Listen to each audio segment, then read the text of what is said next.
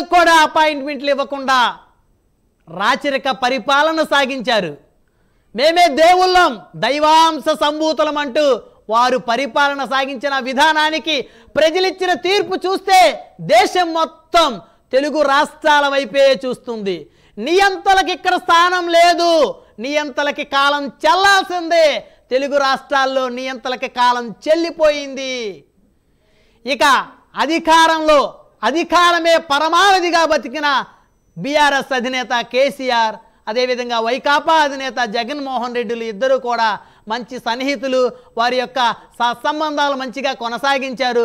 ఇద్దరు కూడా ఒకే రీతిలో నియంతలుగా హిట్లర్లుగా పరిపాలన చేశారు. వారిని కలవాలి అంటే ఒక ఎమ్మెల్యే మంత్రి కూడా అపాయింట్మెంట్ దొరకనటువంటి పరిస్థితి. మరి వాళ్ళిద్దరూ కూడా ప్రజా తీర్పుతో నేలకి ఒరిగిపోయారు. తెలుగు రాష్ట్రాల తీర్పు దేశం మొత్తం తెలుగు రాష్ట్రాల వైపు చూసేలాగా వారు ఇచ్చిన తీర్పు కనుక చూస్తే, ప్రజలు ఇచ్చిన తీర్పు కనుక చూస్తే నిజంగా తెలుగోడి దెబ్బ అంటే రుచి చూపించారని చెప్పేసి అనుకోవచ్చు. లక్ష్మీనారాయణ గారు కంక్లూజన్ ఇవ్వండి. బీజేపీ సీనియర్ నేతగా నియంత్రణని ప్రజలు నేలకేసి కొట్టి కొట్టి కొట్టి పూర్తిగా సజీవంగా కూకట వేలతో పెకిలించేశారు. సమాధి చేశారు ఇక వాళ్ళే. నెక్స్ట్ ఈ మ్యాన్ ఆఫ్ ది టూర్ ని అన్నింటికి కారకుడు పవన్ కళ్యాణ్ గారు. ఆయనకే గ్రేట్ అంట. యాక్చువల్ గా ఆయన 20 సీట్లు తీసుకున్నప్పుడు నాకు చాలా బాధ వచ్చి, చాలా ఆక్రోషం వచ్చి, చాలా విషయాలు చాలా ఇబ్బంది పడ్డాం మేము. అవును. కానీ ఈ రోజుని 20 సీట్లకి గెలవటం, ఆయన వ్యూహాన్ని వదలటం అన్నీ తానై ఈ రోజుని కూటమి ఇంత బలంగా గెలవటానికి ఇంత 25,000-50,000 మెజార్టీ జన సైనికులు, అలాగే ఆయన సామాజిక వర్గం 100% అతని వెనకాల నిలబడి చేసిన రోజు వల్ల ఈ రోజు ఇంత బట్ట తగ్గింది ఈ విజయం. నెక్స్ట్ గతంలో చంద్రబాబు నాయుడు గారు బీసీలు నమ్ముకుని దెబ్బతిన్నాడు. మొన్న ఇప్పుడు బీసీలు నమ్ముకుని జగన్ దెబ్బతిన్నాడు. ఈ కాపులు సామాజిక వర్గం అంతా కూడా పవన్ కళ్యాణ్ వెనకాల ఉంది. అతని సామాజిక వర్గం ఈ కూటమిని విజయం చేసుకుని ఇంత స్ట్రాంగ్ గా, అంటే మామూలుగా ఓట్లు కాదు సార్. మీకు జన సైనికులు ఎక్కడ పోటీ చేసినా అన్ని 40,000-70,000 ఓట్లు మెజార్టీ వచ్చింది.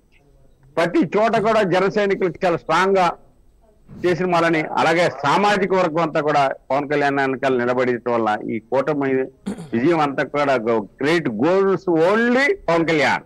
రైట్. బుల్లెట్ ధర్మ గారు, కాపులు పెద్దన్న పాత్ర పోషించండి అంటూ జనసేన అధినేత ఇచ్చినటువంటి ఆ పిలుపు ఏదైతే ఉందో, బడుగు బలహీన వర్గాలకి అండగా కాపులు పెద్దన్న పాత్ర పోషిస్తూ కూటమిలో ముందుకు వెళ్లి రథసారథులుగా పవన్ కళ్యాణ్ మాటని, నాయకత్వాన్ని నమ్మి ఆయనతో పాటు కలిసి పనిచేసి ఈ విక్టరీలో తమ కూడా భాగస్వాములను మరొకసారి నిరూపించుకున్నారు. సో ఈ విక్టరీని నిజంగా ఏ విధంగా చూద్దాం? జనసేనకి అందరూ క్రెడిట్ ఇచ్చేసారు already man of the match గా. పవన్ కళ్యాణ్ గారు పెద్దన్న పాత్ర పోషించమన్న దగ్గర నుంచి ఒక కాపునే కాదండి, కాపుల దగ్గరుండి అన్ని కులాల వారిని హక్కునే చేర్చుకుని, అన్ని కులాల వారిని అండి, ఆ కులం ఈ కులంలో అన్ని కులాల వాళ్ళని కాపులు నమ్మితే అన్ని కులాలని గుండెల్లో పెట్టుకుంటారండి. అలాగే పెద్దన్న పాత్ర పోషించమని ఆయన అడిగినందుకు మేము పెద్దన్న పాత్ర పోషిస్తూ, నేను రాధారంగ మిత్రమైన ఆయన యొక్క ఆశయాలు నచ్చి నేను పవన్ కళ్యాణ్ గారిలో నేను పార్టీలో జాయిన్ అయ్యి, ఎప్పుడైతే మా మచిలీపట్నం మీ అందరూ తెలిసిన విషయమే, పెదపాలేరండి వాళ్ళ అడ్రస్ లేడు, పారిపోయాడు. పేరుని నాని తెల్లారితే చూపిస్తాడు, ఏం లేదు, పారిపోయాడు ఇంట్లో. ఎప్పుడైతే కౌంటింగ్ హాల్లో డిసైడ్ అయిపోయిందో పారిపోయాడు ఆడు కొడుకు. అలాంటిది 4వ తారీఖు అయితే 5వ తారీఖు చెప్తానంట. ఏం చెప్తాడు? పారిపోయానని చెప్తాడు, అంతకన్నా ఏం లేదు. ఆయన అయితే ఏనాడైతే రంగా గారికి దండయలేదో పవన్ కళ్యాణ్ గారు మాట్లాడే అర్హత లేదన్నాడు. అట్లాంటప్పుడు మేము రాజేళ్ల మనోహర్ గారితో రేవతి సెంటర్లో నేను కట్టిన విగ్రహం, ఆ రోజుల్లో కట్టిన విగ్రహాన్ని ఈయన కట్టుకోకుండా అడ్డుకున్నాడండి ఈ యొక్క పెదపాలేరు అన్న పేరుని నాని. అప్పుడు నాదెళ్ల మనోహర్ గారికి నేను రంగా గారి దండేసి 20 లక్షల మంది లైక్ చేశారండి. ఆ విధంగా నేను నాదెళ్ల మనోహర్ గారు రంగా గారి దండేసి అప్పటి నుంచి నేను పవన్ కళ్యాణ్ గారి ఆశయాలతో పనిచేస్తూ రాధారంగ మిత్రులు రాష్ట్ర వ్యాప్తంగా నేను 60-70 ఊళ్ళలో కమిటీలు వేశానండి.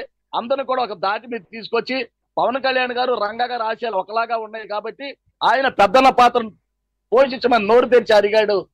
ఆ ఒక్క దానికే మేము ఇంప్రెస్ అయ్యి నేను 6 రోజులు పిఠాపురంలో కూడా నిద్రాహారాలు మాని నా యొక్క రాధారంగ మిత్ర కమిటీ సభ్యులతో నా మిత్రులందరితో ఇక్కడి నుంచి అక్కడ పిఠాపురంలో కూడా నేను ఉమ్మడి తూర్పుగోదావరి జిల్లాలో కూడా నేను రాధారంగ మిత్రులను కమిటీ చేశానండి.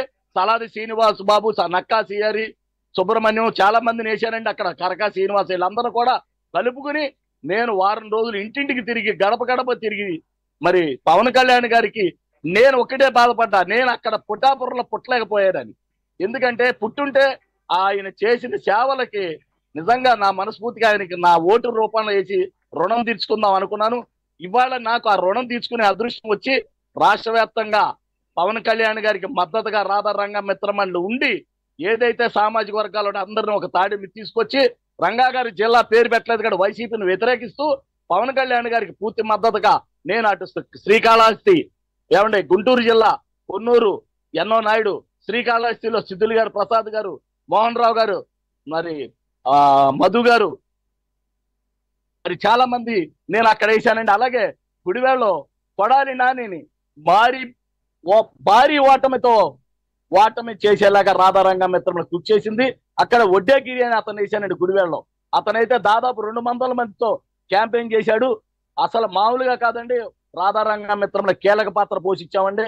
మచిలీపట్నంలో అయితే బాలశౌరి గారికి ఎక్కడైతే నేను రంగా గారి విగ్రహాలు ఇచ్చానో అన్ని చోట్ల దిశానిర్దేశం చేశాను. మన ఆరాధ్య దైవం రంగా గారి జిల్లా పేరు పెట్టలేదు.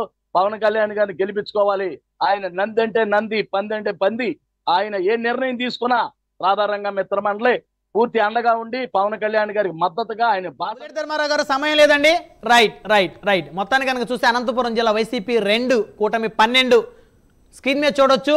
జిల్లాల వారీగా వచ్చినటువంటి తీర్పు కర్నూలు జిల్లాకి 14కి సంబంధించి వైసీపీ 2 కూటమి 12 స్థానాలు కైవసం చేసుకుంది. అదేవిధంగా ఒక్కొక్క జిల్లా చూడొచ్చు స్క్రీన్ మీద. నెల్లూరు జిల్లాలో 10 వైఎస్ఆర్సీపీ 0 కూటమి 10 కైవసం చేసుకుంది. వైఎస్ఆర్సీపీ పెద్ద 0ని కైవసం చేసుకుంది.